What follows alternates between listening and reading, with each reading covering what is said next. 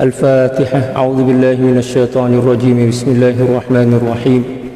الحمد لله رب العالمين الرحمن الرحيم مالك يوم الدين إياك نعبد وإياك نستعين اهدنا الصراط المستقيم صراط الذين أنعمت عليهم غير المغضوب عليهم ولا الضالين آمين.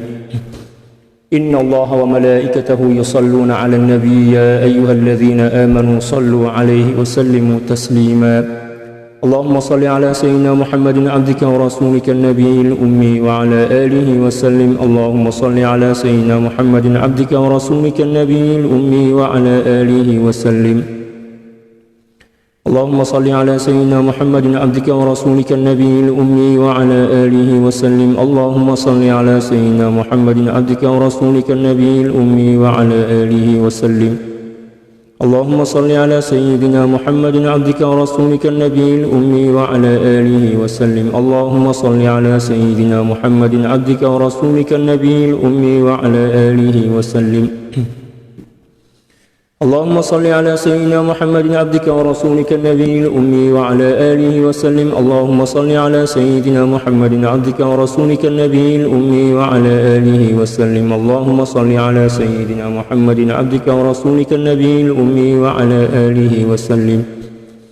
اللهم صل على سيدنا محمد عبدك ورسولك النبي الأمي وعلى آله وسلم. اللهم صل على سيدنا محمد عبدك ورسولك النبي الأمي وعلى آله وسلم عدد ما وسعه علم الله.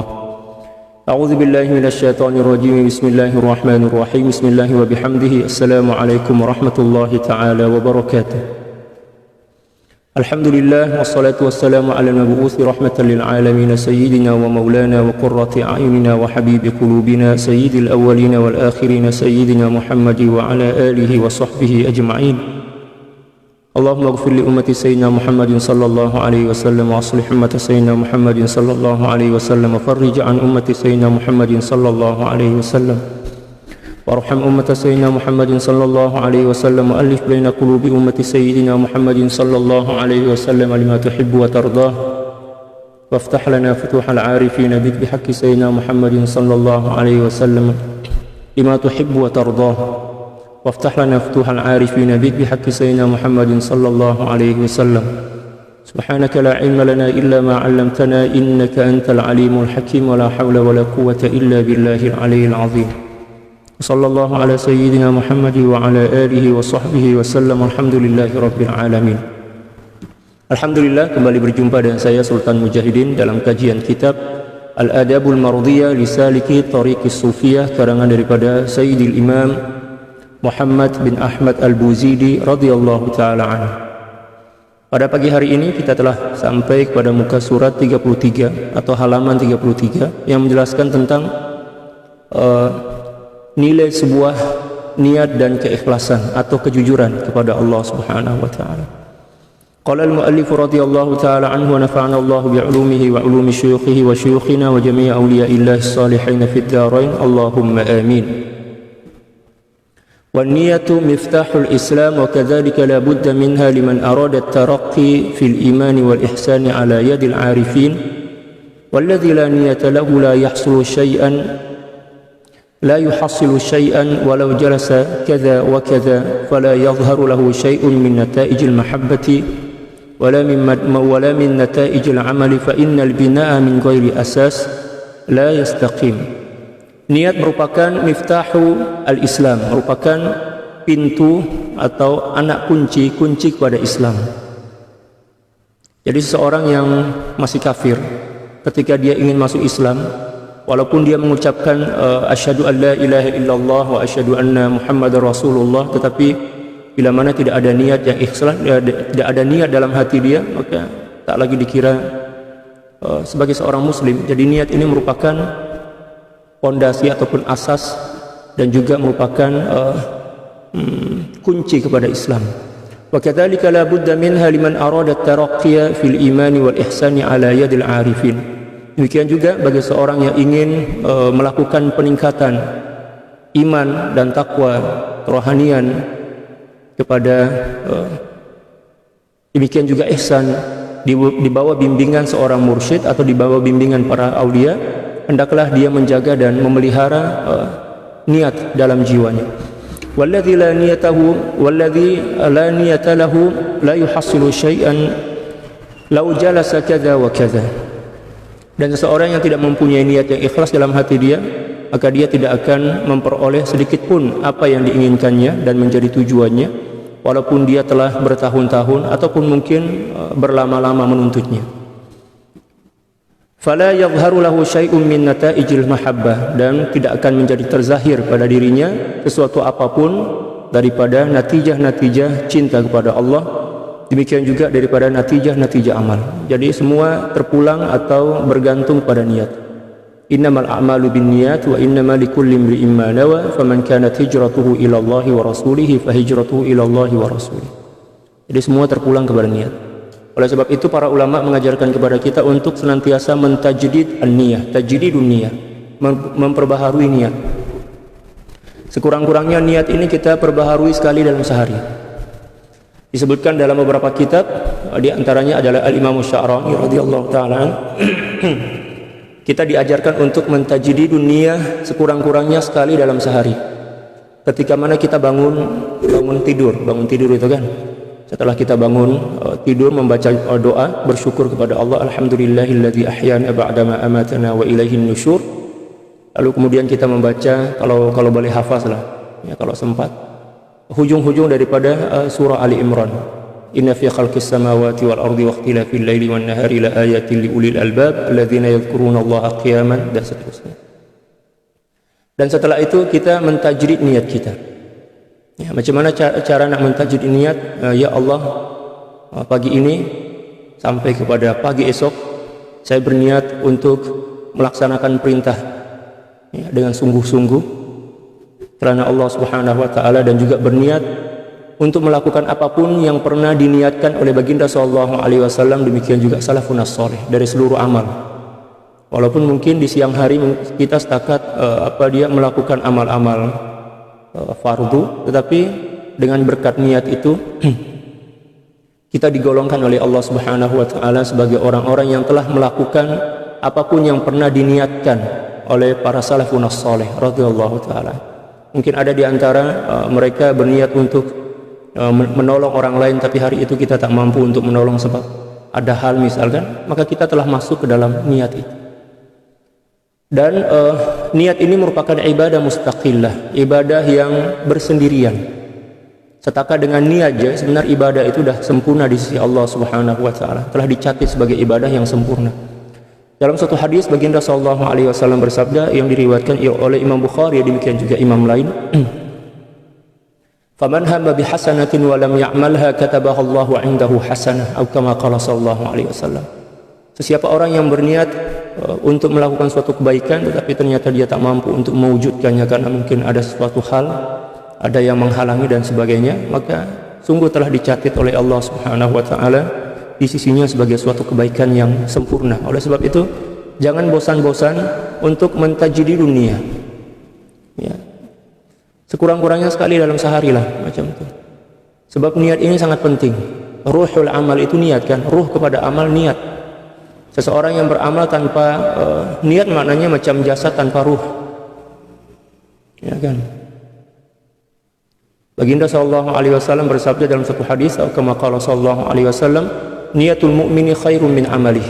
Niat seorang mukmin untuk melakukan suatu kebaikan walaupun dia tak mampu untuk melakukannya, itu lebih baik dibandingkan seseorang yang beramal tanpa niat. Jarang di antara kita yang terbiasa untuk meraihkan niat, menjaga niat itu. Kalau kami dulu di pondok, masa saya dulu di pondok dulu di Lombok tuh, guru-guru kami senantiasa mengingatkan tentang niat. Nak makan jangan lupa niat, ya. Nak mandi pun jangan lupa niat, ya kan? Nak minum jangan lupa niat. Niat, senantiasa niat. Sehingga memang dalam kehidupan sehari-hari itu sangat berasa sini orang panggil kesan daripada niat itu.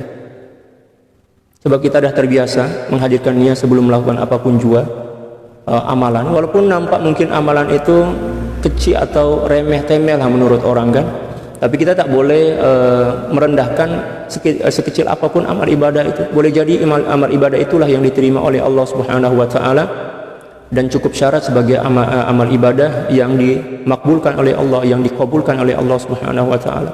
Wala tahqiranna minal ma'rufi syai'an, dalam Al-Qur'an. Dalam hadis kan macam itu. Janganlah kamu meremehkan sekecil apapun daripada kebaikan. Disebabkan karena kami dah terbiasa berniat menghadirkan niat dalam apapun jua. Jadi kalau suatu masa nanti hatta nak orang panggil gosok gigi, bersiwak menggunakan brush gigi itu, kalau terlupa misal, rasa ada sesuatu yang hilang dalam perbuatan itu, rasa ada sesuatu yang mengambil ketenangan jiwa itu, sebab dah terbiasa. Sehingga niat itu seolah-olah macam zikir. Nak berjalan, nak melangkah ke sekolah misal, ke madrasah, daripada asrama, niat. Ya kan, guna kasut, niat, guna selipar, niat, dan senantiasa niat. Dan ternyata memang kesan dia dalam jiwa itu cukup besar. Sehingga kita berhati-hati untuk melakukan suatu amal ibadah. Kita pun tak berani melakukan pelanggaran-pelanggaran sebab kita dah terbiasa untuk berniat kan. Kita nak mencuri misal, takkanlah saya berniat mencuri karena Allah. Kita akan takut karena kita telah terbiasa menjaga niat. Itulah satu di antara kesan daripada niat. Dan niat ini juga dari sudut kerohanian, ianya boleh membagi satu energi baru dalam jiwa kita untuk melakukan amal ibadah lebih. Ya kan? Misal kita berniat untuk bersedekah, misal katalah 2 ringgit misal, atau 5 ringgit macam itu kan, kita niat lillahi ta'ala. Nah, setelah kita niat lillahi ta'ala itu, ada energi baru yang membangkitkan gairah dan semangat kita untuk melakukan kebaikan yang telah kita niatkan itu secara lebih. Ya kan? Mula-mula kita berniat 5 ringgit aja, tapi masa kita ambil duit itu, takkanlah saya bagi 5 ringgit aja, duit ini banyak lagi ribu-ribu lagi kat beg kan. Maka dia akan bagi 10 atau 20 ringgit. Nah, itu satu di antara keistimewaan niat yang tak ramai orang yang mengetahuinya. Tapi para ulama telah mentajribah, maknanya telah mengalami, telah membuktikan kekuatan niat itu. Nah, kalau ada orang yang sempat, bolehlah buat satu kitab khas, ya, mungkin buat tajuk kesaktian niat misal, menceritakan tentang niat aja, walaupun memang banyak ada ulama yang menceritakan tentang kitabun niat kan, tapi saya nampak dia dari lebih banyak dibahas daripada sudut fiqhnya. Ya. Adapun daripada sudut kerohanian dan dan kesan kepada jiwa itu tak ramai ulama yang menjelaskannya. Dan satu di antara ulama yang cukup cukup luas menjelaskan tentang niat itu adalah Sayyidil Imam Abdul Wahhab Asy-Sya'rani radhiyallahu taala. Beliau ketika mana membahas tentang niat itu, masya Allah, luar biasa. Rahasia dia, hikmah dia, demikian juga kesan dia kepada jiwa, kesan dia kepada amal ibadah, kesan dia kepada akhlak dan lain sebagainya. Luar biasa. Ya, kalau ada ustaz-ustaz yang boleh buatlah tuh.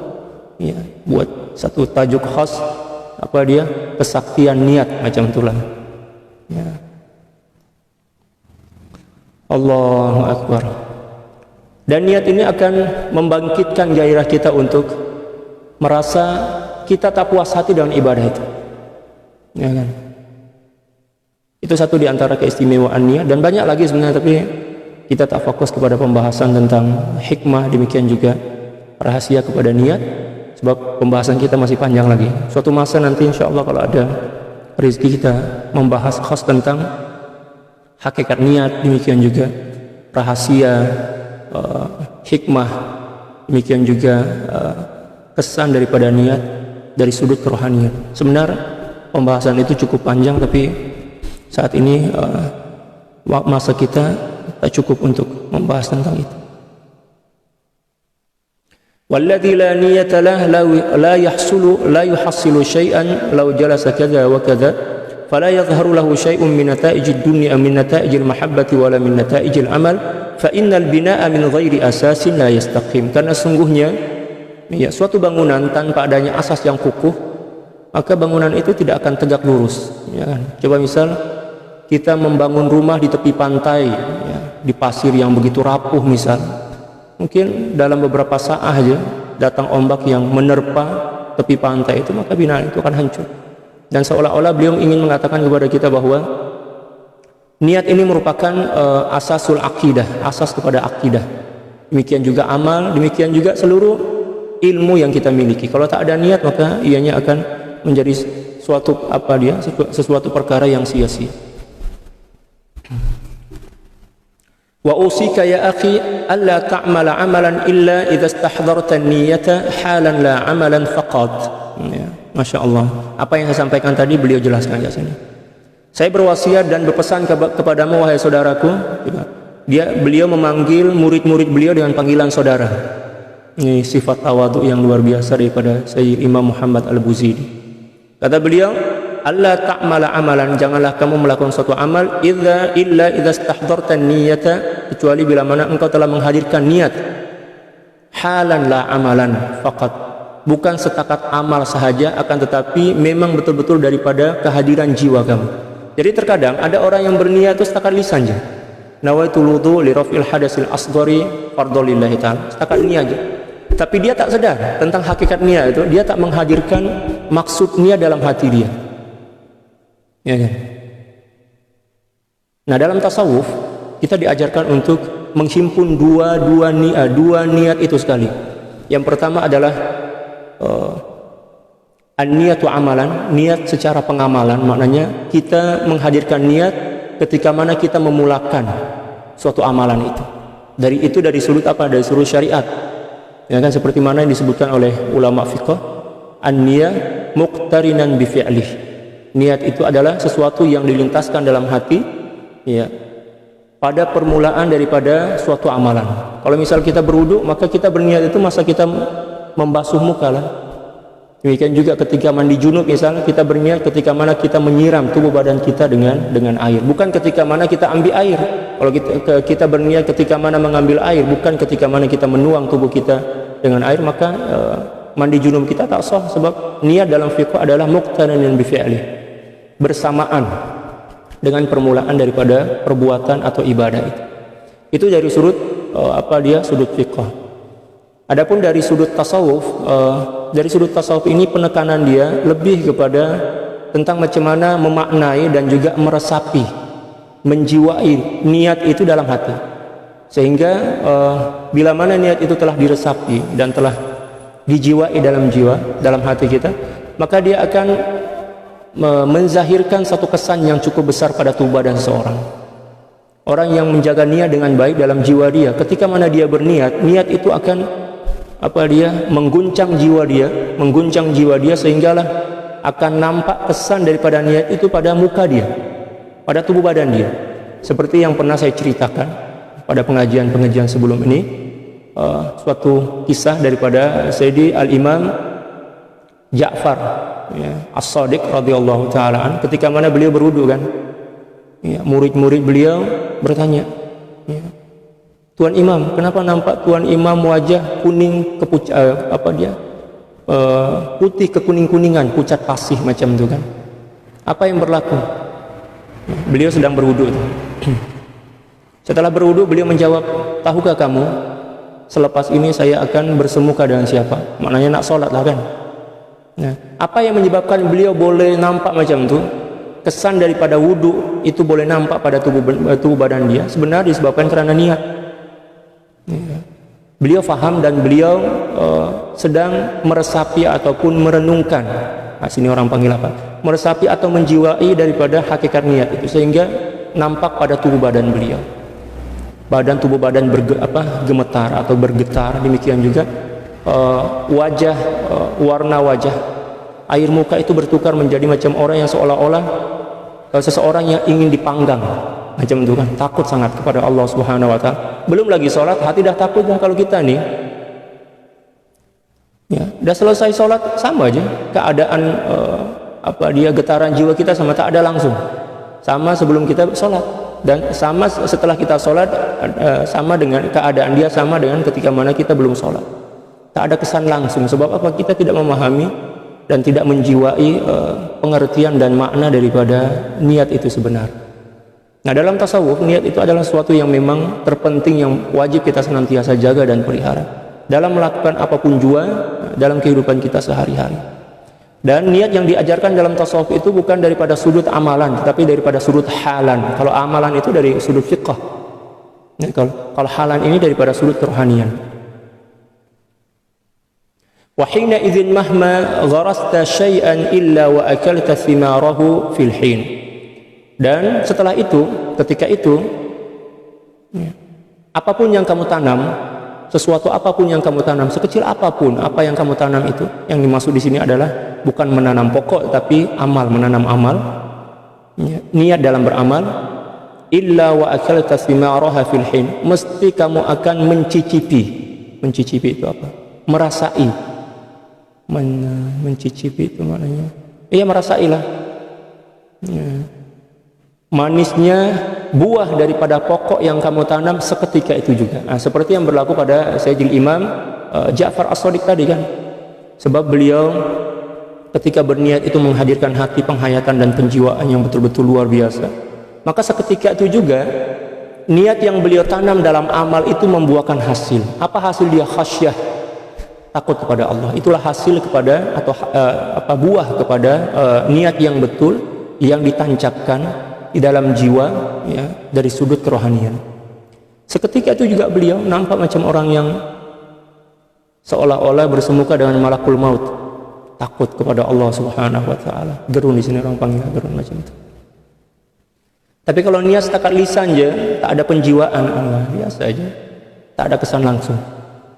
Nah, itulah mengapa kita perlu belajar tasawuf, sebab sentuhan-sentuhan tentang apa dia jiwa dan hati itu hanya setakat ada dalam pembahasan ilmu tasawuf. Innamal a'malu binniyat wa innamal likulli imri'in ma nawa ay fil hini wallahu a'lam. Wallahu ta'ala a'lam. Ya, Baginda sallallahu alaihi wasallam bersabda, sungguhnya amal ibadah mengikut niat, dan sesungguhnya seorang akan dibagi kepadanya apa mengikut apa yang diniatkan ketika itu juga, kata Al-Imamul Buzaidi radhiyallahu taala. Oleh sebab itu jangan kita heran bila mana ada seorang wali ataupun seorang nabi macam itu kan, meminta sesuatu kepada Allah Subhanahu wa taala, lalu kemudian Allah bagi seketika itu juga apa yang mereka minta. Contoh misal ketika mana Baginda sallallahu alaihi wasallam sedang berkhutbah, datang seorang badui. Beliau sedang berkhutbah, Baginda sallallahu alaihi wasallam sedang berkhutbah, khutbah Jumat. Tiba aja orang badui, biasalah orang badui kan, orang kampung, datang teriak jerit-jerit di Masjid Nabawi, ya Rasulullah, halakatil amwal wal mawashi, kata beliau, dah hancur semua harta benda kami ya Rasulullah, binatang-binatang ternak kami semua mati, tumbuh-tumbuhan perkebunan semua kering.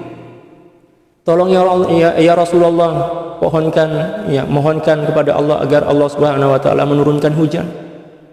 Baginda sallallahu alaihi wasallam tak angkat tangan pun, beliau setakat guna niat aja, berniat kepada Allah untuk berdoa menolong orang Badui itu. Lalu kemudian beliau bagi isyarat. Awan itu beliau tarik ke kawasan orang Badui itu.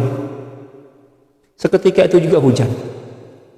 Hujan seketika itu juga sampai seminggu. Seminggu, tak berhenti-henti. Pada hari Jumat ke depan berikutnya, orang Badui ini datang lagi, datang pula, ya Rasulullah, hancur semua tanaman kami pada mulanya disebabkan karena kemarau, tak ada air, sekarang pula kebanjiran. Maka Rasulullah SAW mendoakan agar hujan itu berada di sekeliling mereka, ya kan? Hawalain la alaina, kan dalam doa hujan macam itu kan. Itu satu di antara mukjizat yang dimiliki oleh Baginda sallallahu alaihi wasallam, dan juga dibagi sebagai karomah kepada para aulia penerus Baginda sallallahu alaihi wasallam berkat apa? Penjiwaan terhadap niat. Ya. Niat ini adalah hakikat ibadah kan? Niat ini adalah hakikat daripada ibadah. Dan Maulana Syekh Yusuf Al-Hasani radhiyallahu ta'ala selalu menasihatkan kepada murid-murid beliau untuk menjaga niat dengan baik. Malah beliau menafsirkan bahwa niat itu adalah hakikat cinta. Luar biasa penafsiran beliau tentang niat itu, luar biasa. Faman arada al-husula 'ala an-niyyati fil qurbi falyasduq wa la yakdzib. Allah. Dan siapa orang yang ingin sampai kepada hakikat niat dalam masa yang terdekat, maka jagalah kejujuran dan jangan berdusta. Jadi syarat untuk memperoleh hakikat niat itu, kata beliau, senantiasalah jujur.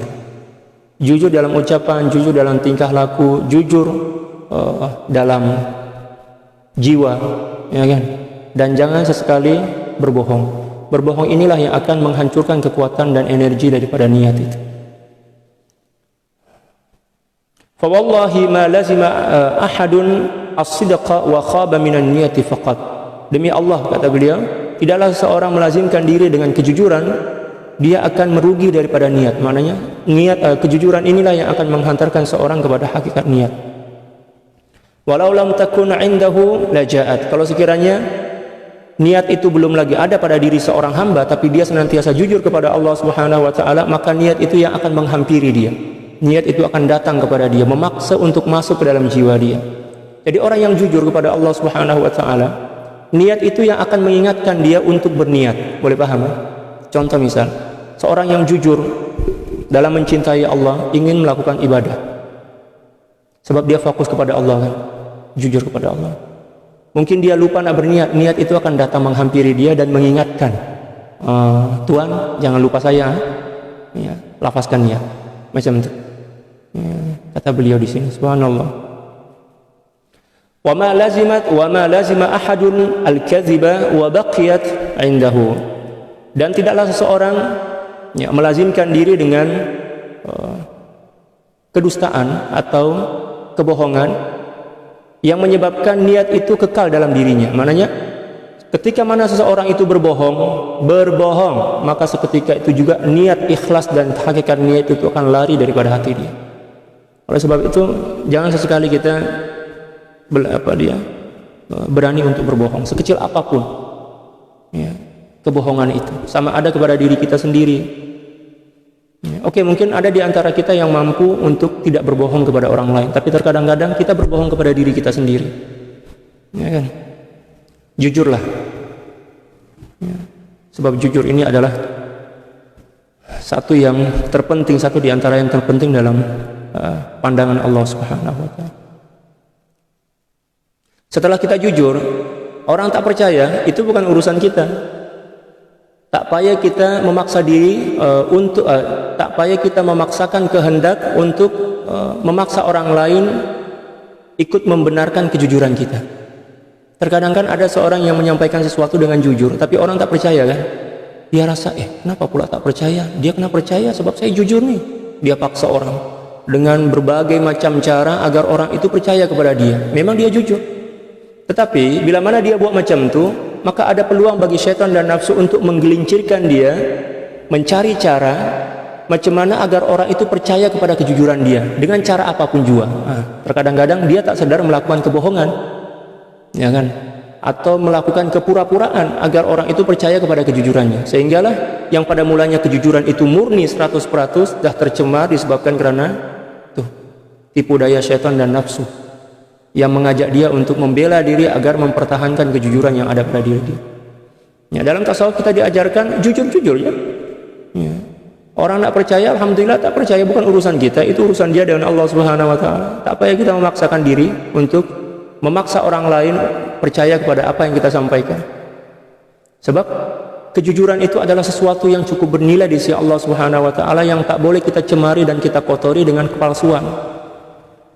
Dan tak boleh kita kotori dengan apa paksaan agar orang lain percaya tentang kejujuran kita. Ya.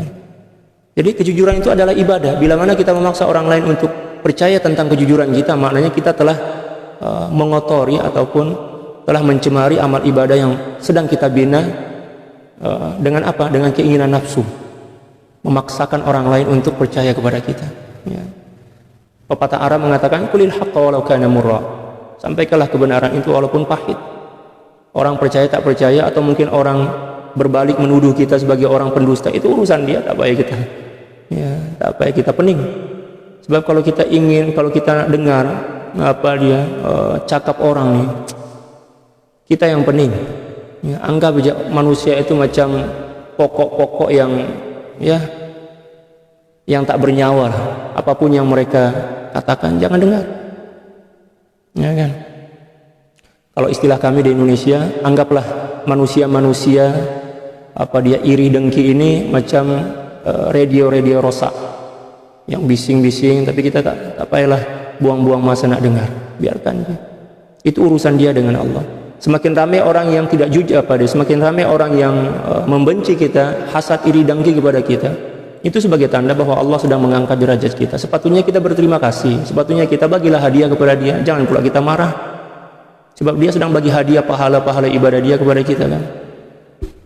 Itulah cara berfikir yang diajarkan oleh tasawuf. Jadi janganlah kita terpengaruh ataupun terkesan oleh penilaian manusia.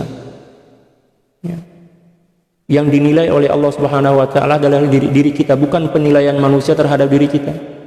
Walaupun seluruh manusia menilai kita baik, tapi kalau kita tak baik di sisi Allah Subhanahu wa taala, maka penilaian manusia itu tak ada guna, tak ada manfaatnya. Demikian juga kebalikannya. Walaupun seluruh makhluk mencaci, memaki kita, memburuk-burukkan kita, tapi kalau kita di sisi Allah Subhanahu wa taala jujur, maka kejujuran kita itulah yang dinilai oleh Allah, bukan penilaian manusia. Ya, irda'un nas ghayatun la tudrak, kata pepatah. Membuat seluruh manusia ini suka kepada kita itu adalah sesuatu yang mustahil. Ya kan? Coba kita tengok baginda sallallahu alaihi wasallam. Ya, melakukan kebaikan tapi ada aja orang yang bising. Ya, ada aja orang yang iri, dengki, hasad dan lain sebagainya. Jadi jangan memandang kepada penilaian manusia, fokus kepada Allah, Allah, Allah dan Allah. Samalah ya, dalam berorganisasi, misalkan berorganisasi, biasalah dalam organisasi itu ya, ada aja masalah. Kita buat kerja betul, ada aja orang yang bising. Kita tak buat kerja betul, lagi bising. Ya, pening kita nak pilih. Lebih baik kita buat kerja yang betul. Sebab itulah yang diajarkan Islam. Ya, ada orang yang bising, sila bising. Itu urusan dia dengan Allah Subhanahu wa taala. Ya. Jangan layan sangat.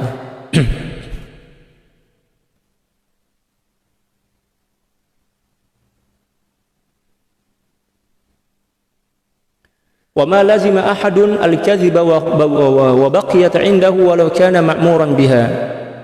Dan tidaklah seseorang hamba melakukan kebohongan yang menyebabkan niat itu akan kekal dalam dirinya. Maksudnya apa? Bila mana seorang itu melakukan kebohongan sekali aja, maka hakikat niat itu akan hilang, lari pergi. Sebab kebohongan itu ibarat bangkai. Ibarat bangkai yang masuk dalam hati kita, dan niat ini adalah sesuatu yang suci dan murni, dia akan lari pergi.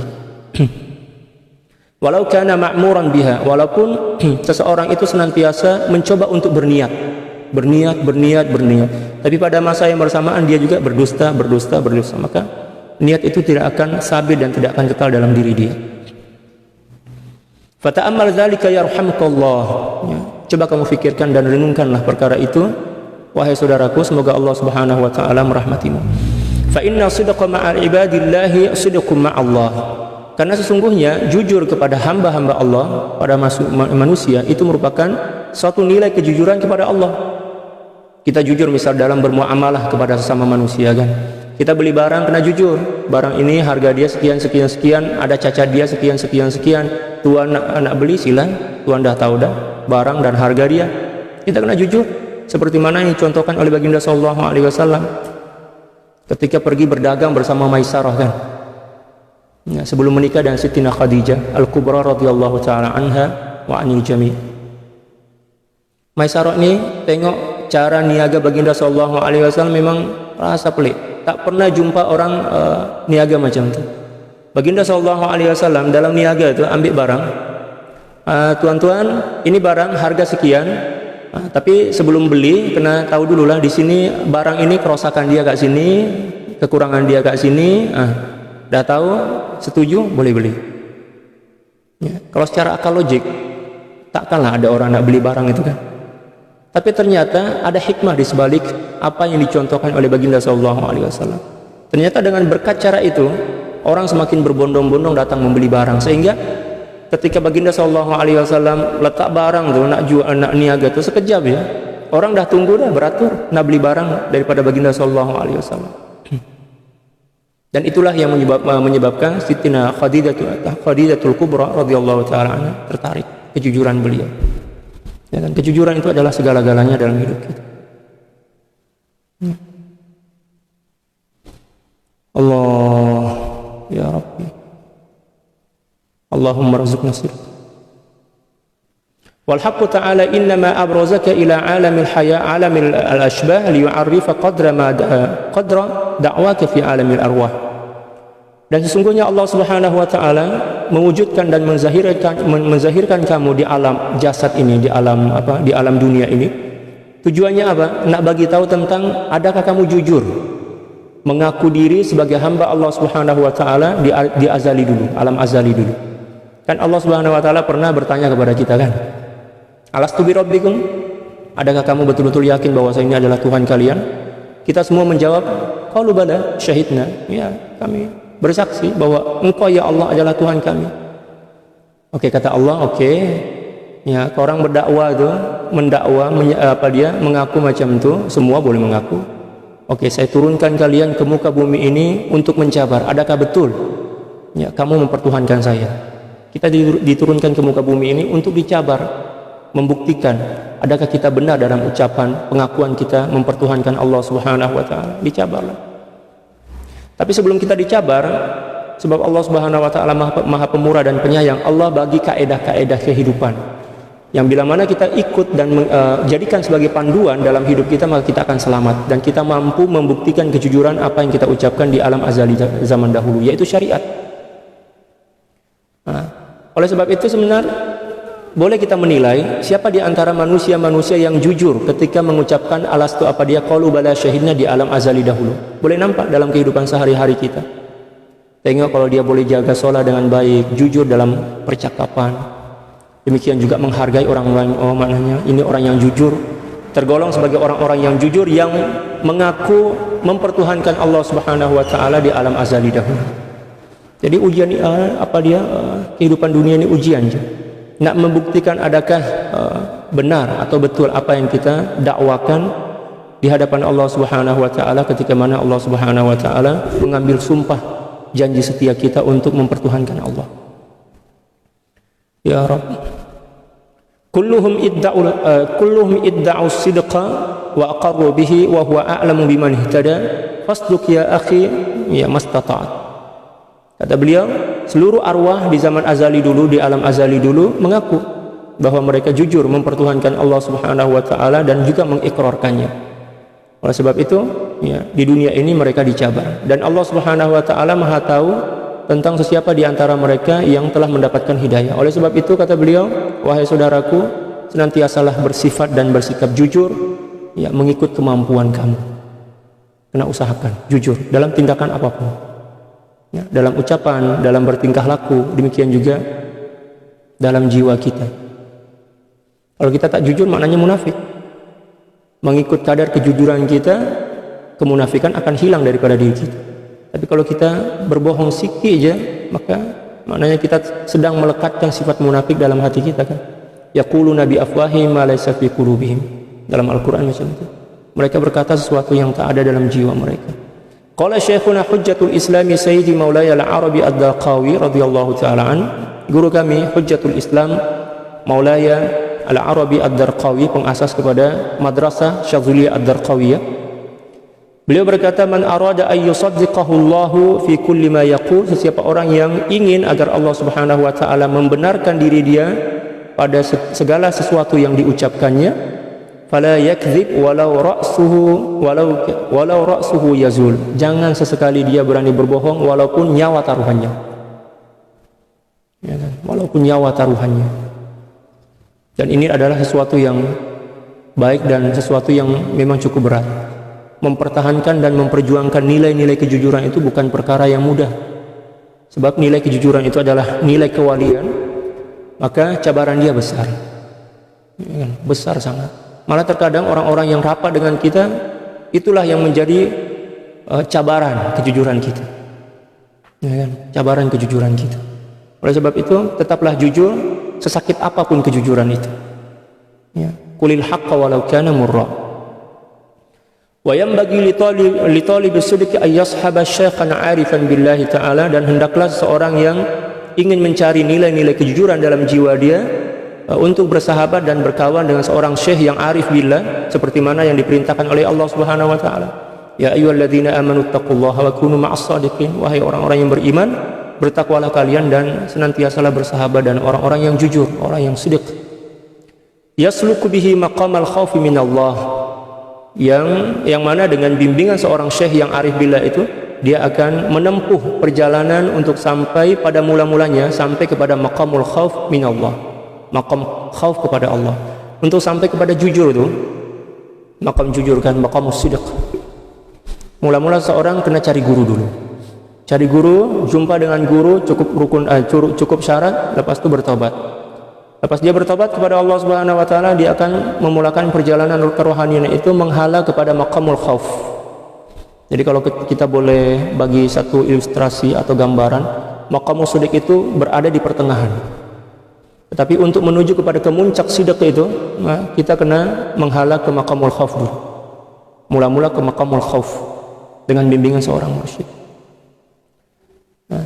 Apa tanda yang maqamul khauf kita ini telah sempurna? Beliau sebutkan hatta yadhu'afa hijabuhul kathib, sehinggalah dengan maqamul khauf sifat khauf yang ada dalam diri dia ini menyebabkan hijab-hijab tebal yang ada dalam diri dia ini semakin lemah. Hijab dalam diri kita ini cukup banyak. Ada hijab yang tebal, ada yang nipis. Ya kan? Kita kuatkan khauf kita kepada Allah sehinggalah hijab-hijab yang tebal itu semakin menipis, semakin melemah. Fayastahdhirul akhirata kulla waqtin wa hin, sehingga dengan sifat khauf itu, tanda yang seseorang itu telah khauf kepada Allah, dia boleh menghadirkan seolah-olah kehidupan akhirat itu ada nampak dalam pandangan mata dia. Dia nampak macam mana seorang itu sedang diseksa, macam mana kobaran api dalam neraka. Itu tanda bahwa seorang itu betul-betul telah berada pada maqam khauf yang sempurna. Boleh ya? Tapi kalau sekali-sekala aja dia takut ada orang cerita tentang neraka baru dia bergetar, lepas itu dia lupa, itu bukan khauf tuh. Ya, bukan khauf, itu tipu-tipu itu.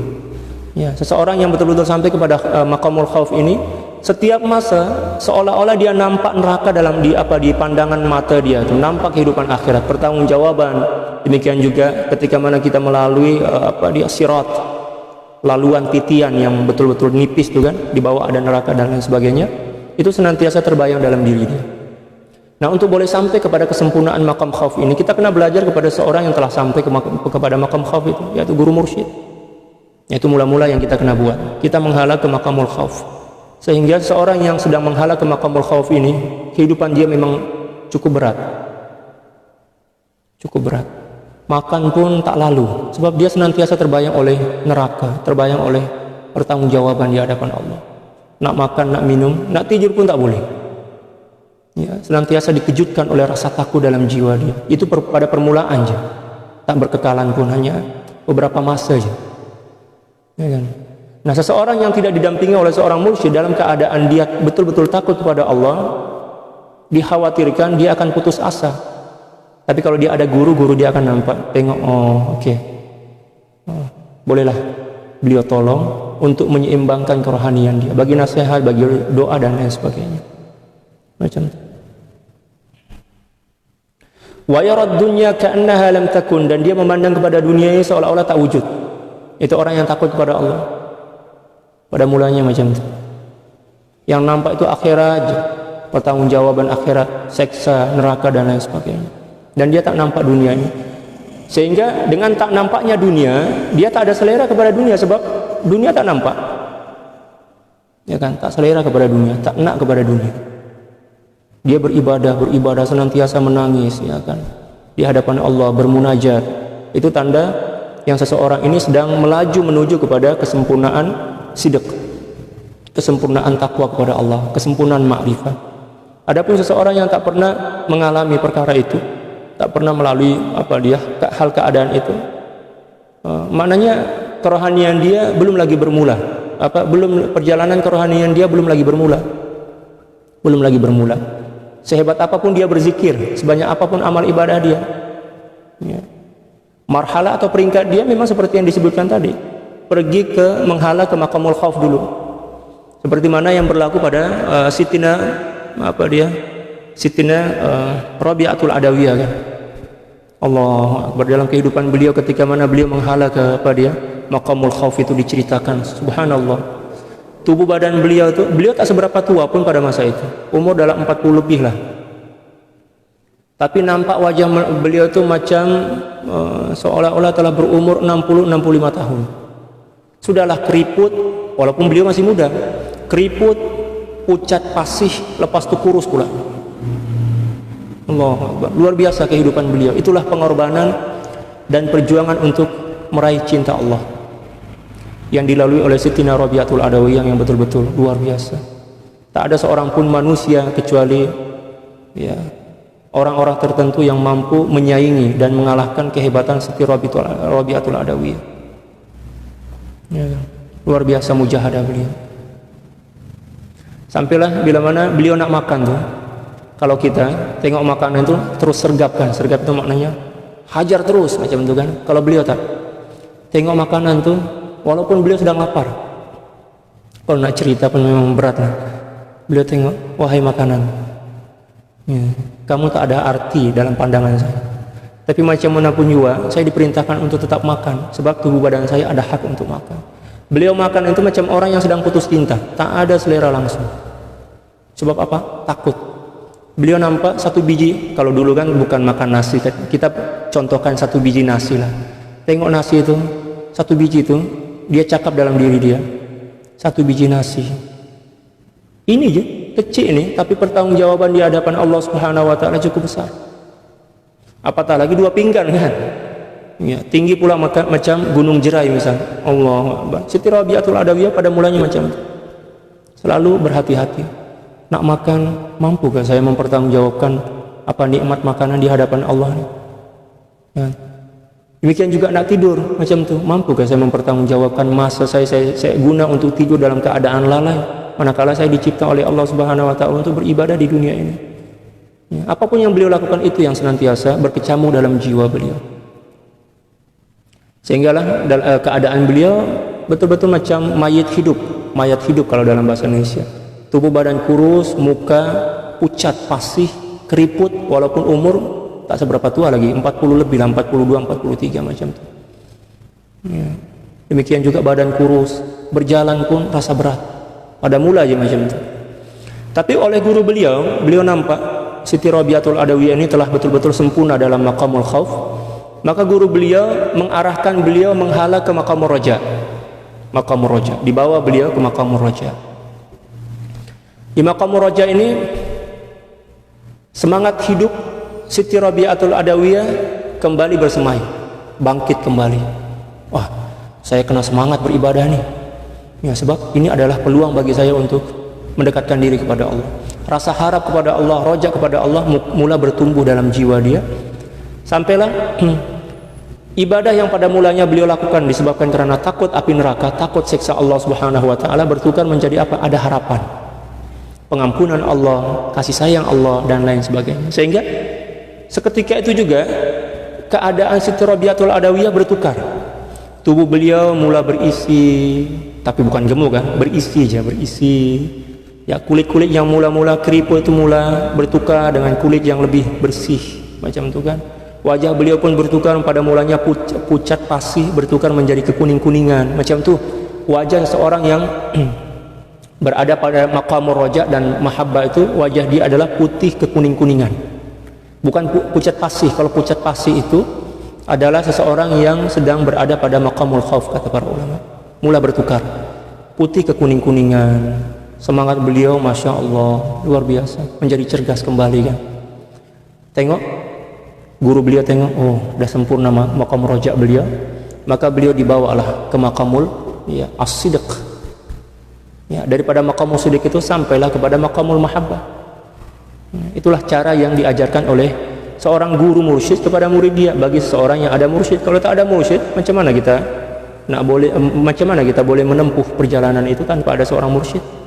Kita tak tahu jalan, macam orang yang sedang buta dalam kegelapan malam.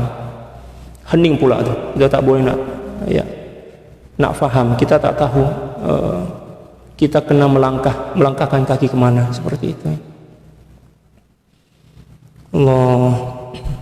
Wa yara ad-dunya ka'annaha lam takun wa yara an-nara ka'annaha innama khuliqat li ajlih. Dan dia memandang, ya, menganggap bahwa tidaklah Allah Subhanahu wa taala menciptakan neraka kecuali untuk dirinya. Ini sedang bercerita tentang seorang yang berada pada maqamul khauf. Dia senantiasa teringat tentang neraka. Seolah-olah neraka itu setakat dicipta oleh Allah Subhanahu wa taala untuk dirinya. Ya kan? Sebab takut sangat kepada Allah. Wa yara annahu yastahiqqu an-nar bi af'alil qabihah. Dan dia juga memandang, menganggap bahwa dirinya adalah seorang yang memang layak untuk dimasukkan neraka disebabkan karena perbuatan-perbuatan jahat dia. Thumma yasluku bihi maqamar rajai hatta yara al-jannata ka'annaha innama khuliqat li ajli. Kemudian dia akan menempuh menuju kepada maqamur raja, dibimbing oleh seorang mursyid tadi itu, sehinggalah dia nampak bahwa surga itu seolah-olahnya, ya, dicipta oleh Allah untuk dirinya seorang saja, bukan untuk orang lain. Ya kan? Ya. Kalau dah sampai ke makam itu, maknanya makam roja dia dah sempurna. Tsumma jama'a bainahuma, kemudian barulah guru itu akan menghimpun dua makam itu dalam diri seorang murid. Maqamul khauf, maqamul roja dihimpun dan akan bertukar menjadi maqamus sidq. Daripada maqamus sidq ini akan menyemaikan dan melahirkan maqamul mahabbah. Dan itulah yang berlaku pada Sittina Rabi'atul Adawiyah radhiyallahu taala anha wa ardaha wa anil jami'. Fa idza tamakkana fi maqamil muraqabah naqalahu ila maqamil ghaibah. Dan bila mana seorang murid ini telah teguh, telah kukuh pada maqamul muraqabah, maka guru dia akan membawa dia pergi kepada maqamul ghaibah, maqamul fana istilah dia. Maqamul ghaibah atau maqamul fana. Hatta yakuna al-kaunu ma'duman fi nadharihi min shiddati ma asyraqat alaihi qalbuhu min anwari tauhid. Sehinggalah dia nampak seluruh alam semesta ini tak wujud dalam pandangan dia, disebabkan karena terlalu hebatnya cahaya tauhid yang menyinari hati dia, sehingga cahaya tauhid itu menutup hati dia untuk memandang kepada kewujudan dunia. Masya Allah, luar biasa. Summa yanquluhu ila maqamil hudur, kemudian guru tadi membawa murid dia menghala kepada maqamul hudur hatta yatimma sulukuh, sehinggalah perjalanan kerohanian dia telah pun sempurna. Fayaral kauna mawjudan biwujudillah, dan dia akan melihat seluruh alam semesta ini wujud, ya, bersama kewujudan Allah. Kalau tadi maqamul fana di alam semesta tak wujud. Tapi bila mana dia telah sampai kepada maqamul hudur atau maqamul baqa, istilah lain dia adalah maqamul baqa, maka dia akan nampak segala sesuatu ini wujud bersama kewujudan Allah. Dia tengok pen, mata zahir dia tengok pen, ya, tapi mata batin dia nampak kehadiran kesan penciptaan Allah kat pen. Ya, jadi dia tidak pernah disibukkan oleh sesuatu apapun kecuali senantiasa Allah itu hadir kat situ. Kehadiran hati dia senantiasa hadir bersama Allah Subhanahu wa taala. Sedang makan, mata zahir dia tengok tom yum misal, tapi hati dia Allah lah yang bagi makan, Allah lah yang mencipta, Allah lah yang hantar, macam itu. Dia senantiasa hati dia senantiasa hadir bersama Allah Subhanahu wa taala. Walaupun mata dia terperangkap oleh bayangan-bayangan dunia, tapi hati dia tidak akan pernah terperangkap oleh bayang-bayang dunia. Fa idza intaha ila al-musyahadah, dan bila mana dia telah sampai berhenti kepada maqamul musyahadah, tarakahu wa rabbah, maka guru dia meninggalkan murid itu bersama Tuhannya. Oke, kata dalam kitab yang lain, kata para ulama, ha anta wa rabbuk. Nah, kamu dah sampai kepada Tuhanmu, maka jalan sendiri, dah sampai dah. Selesai tugas saya. Nah, bila mana seorang murid sudah sampai pada maqam itu, maka guru dia akan mengangkat dia sebagai apa? Sebagai pengganti. Sebagai pengganti. Oke, kamu bolehlah, ya, tolong saya bagi tarbiyah kepada manusia ini, ajak, ya, kepada Allah seperti mana hari itu saya ajak kamu. Tapi kalau orang belum sampai, macam mana nak ajak orang lain untuk sampai kepada sesuatu yang dia belum sampai kepadanya? Orang tak pernah pergi Kelantan misalnya, ya, nak jadi guide bawa orang lain, pelancong pergi Kelantan, yang sepatutnya Kelantan menghala kemana nih? Ke timur, dia pula bawa orang tuh, bawa jamaah dia menghala ke barat, sebab dia tak tahu, ya kan? Oleh sebab itu, yang terpenting adalah carilah mursyid yang boleh membimbing hati kita. Wa yanbaghi aidan liman mahabbatuhu dha'ifatun ay yubdiha wa yusarriha biha. Dan hendaklah seorang murid yang mempunyai cinta, kualiti cinta yang masih lemah lagi, hendaklah dia menzahirkan dan menyatakan cinta itu. Sama ada kepada syekh, demikian juga kepada murid-murid yang lain. Kepada syekh, cakaplah, ana uhibbuka ya syekh, fa ahbibni, cintai saya syekh, redai saya. Tapi bukan setakat cakap aja, buktikanlah dengan ketaatan, ketundukan. Ya kan, cinta itu bukan cakap, tapi cinta itu adalah pembuktian. Lau kana hubbuka shadiqan, kata Siti Rabiatul Adawiyah, lau kana hubbuka shadiqan la ata'tahu innal muhibba liman yuhibbu muti'u. Kalau sekiranya cinta kamu jujur kepada Allah, mesti kamu akan tunduk dan patuh. Karena sungguhnya seorang pecinta kepada seorang yang dicintainya senantiasa tunduk dan patuh, berkorban dan setia. Fa inna fi izhariha i'anatun ala daf'i dzununi wasyukuki wal awham. Karena sungguhnya dengan menzahirkan cinta itu kepada syekh, demikian juga cinta itu kepada ikhwan, kepada ahbab, dengan pembuktian khidmat dan menghormati orang yang kita cintai, maka ia akan menolong murid itu untuk membuang, menepikan sangkaan-sangkaan, demikian juga keraguan-keraguan dan juga bisikan-bisikan palsu yang ada dalam jiwa dia. Ya kan? Allati hiya min junudin nafsil ammarati bisu, yang mana keraguan, buruk sangka, demikian juga pikiran-pikiran, bayangan-bayangan semu yang ada dalam jiwa dia ini merupakan tentara-tentara nafsu untuk menghancurkan seorang hamba. Oleh sebab itu, kita jangan suka-suka hati menyangka atau berburuk sangka kepada sesuatu apapun, sebab buruk sangka ini adalah satu di antara tentara nafsu untuk menghancurkan kita daripada dalaman. Li'annaha tuhaqqira sahibaha, karena sungguhnya nafsu ini akan senantiasa menghinakan manusia, wa tuhinuhu, dan juga merendahkannya, wa tuzilluhu, dan meremehkannya. Idza alimat minhu sidqa fi talabil haqqi, bila mana nafsu ini tahu, mengesan bahwa dalam diri seseorang hamba ini ada keinginan kuat yang jujur untuk mencintai Allah Subhanahu wa taala, mencari kejujuran dalam mencintai Allah Subhanahu wa taala. Jadi kalau dalam diri kita ada niat ikhlas, niat jujur, ada kejujuran untuk mencari Allah, nafsu itu akan mengesan, ada niat jujur dalam hati dia, saya kena sesatkan dia, saya kena gelincirkan dia, saya kena tipu dia, saya kena gagalkan keinginan dia untuk mencari Allah. Macam itu, jahat sangat nafsu. Fatajiduha tuhaddithuhu fi mahabbah fi ahadits al-ghaflati ala sifatil yaqza. Ya, inilah tipuan dia. Kemudian dia berbisik kepada hamba itu, nafsu ini berbisik kepada hamba ini dengan bisikan-bisikan yang boleh melemahkan jiwa seorang hamba, dengan dengan bungkusan seolah-olah membangkitkan, maksudnya dengan perkataan yang seolah-olah membangkitkan semangat, tetapi tujuannya adalah untuk melemahkan. Itulah perangkap dan tipuan-tipuan nafsu kan. Dia cakap apa? Wa taqulu lahu, nafsu itu cakap kepada hamba, kepada seorang hamba itu, la khaira fika wala niyah, dalam jiwa kamu ini tak ada kebaikan dan tak ada niat yang betul. Walaupun sebenarnya dah ada kejujuran dalam jiwa dia kan, tapi itulah cara dia menipu. Wala sidq, demikian juga tak ada kejujuran. Wala mahabbah, dan tak ada cinta dalam hati kamu itu. Ya, tujuannya apa? Nak melemahkan semangat kita nak cari Allah itu. Walau fa'alta kadza wa kadza, walaupun kamu buat ni tak guna, tak payahlah solat. Dalam hati kamu tak ada kejujuran, tak ada niat yang ikhlas, itu nafsu. Ya kan? Kita nak bersedekah, datang pula nafsu, jangan bersedekah, rugi, sebab kamu tak ikhlas, kamu tak jujur. Walaupun sebenarnya dalam ajaran syariat, walaupun kita tak jujur, tak ikhlas, tetap beramal, sebab mungkin dengan amal itu Allah Subhanahu wa taala akan menganugerahkan kita sifat ikhlas dan jujur kan. Wa kadza wa kadza, law fa'alta kadza wa kadza, kalau seandainya kau buat benda ni, kau buang benda ni, ya kan, la qawiyat niyatuk, mesti akan semakin kuat niat kamu. Dia mengalihkan kita kepada perbuatan-perbuatan lain yang kononnya perbuatan itu boleh semakin memperkuat dan meneguhkan niat kita. Wala 'azumat mahabbatuk, dan akan semakin kuatlah cinta kamu, semakin besar cinta kamu.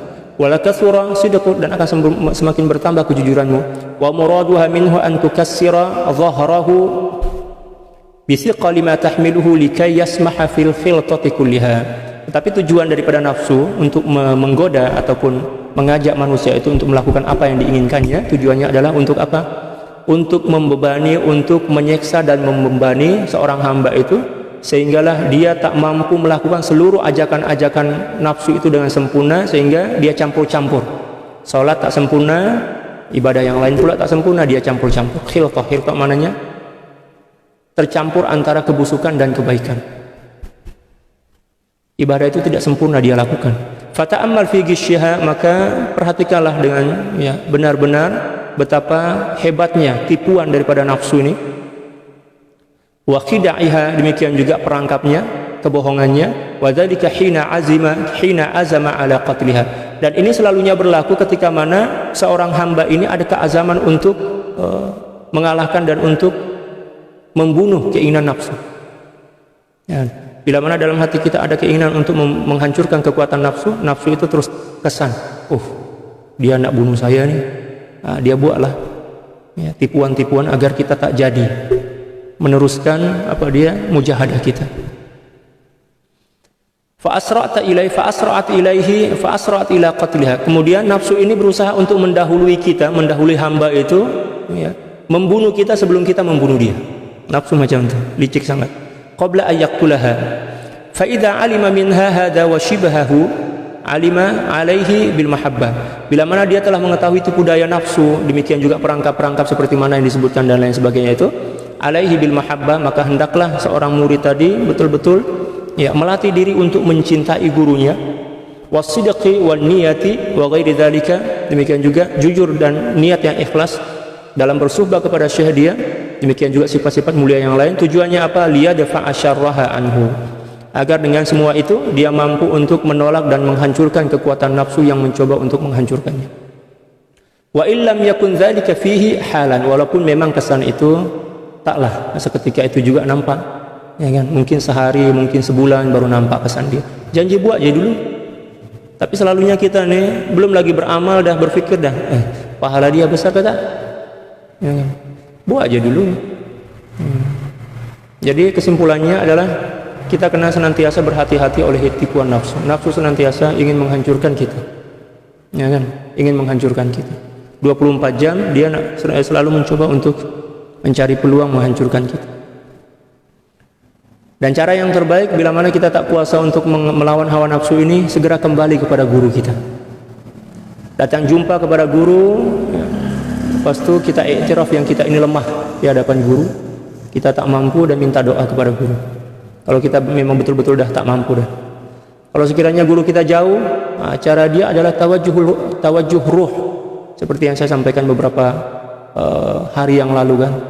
Tawajuh ruh, tawajuhkan hati kita kepada hati syekh, lepas itu kita berdoa dan bagilah hadiah bacaan Fatihah, Qul huwallahu ahad, ataupun bersedekah dengan niat agar kebaikan sedekah itu dihadiahkan kepada syekh. Lalu kemudian kita berdoa kepada Allah Subhanahu wa taala, bertawassul melalui guru kita. Nah, itu satu di antara cara untuk untuk menghalau kekuatan nafsu yang telah menguasai jiwa kita dan kita tak kuasa untuk melepaskan diri daripada cengkraman nafsu itu. Wallahu a'lam bishawab.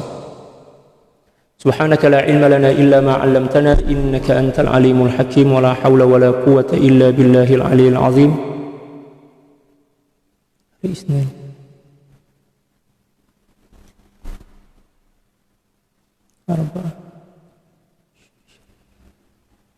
Inna Allah wa malaikatahu yusalluna 'alan nabiy ya ayyuhalladzina amanu sallu 'alaihi wa sallimu taslima. Allahumma salli 'ala sayyidina Muhammadin 'abdika wa rasulika an-nabiyil ummi wa 'ala alihi wa sallim. Allahumma salli 'ala sayyidina Muhammadin 'abdika wa rasulika an-nabiyil ummi wa 'ala alihi wa sallim. Allahumma salli 'ala sayyidina Muhammadin 'abdika wa rasulika an-nabiyil ummi wa 'ala alihi wa sallim.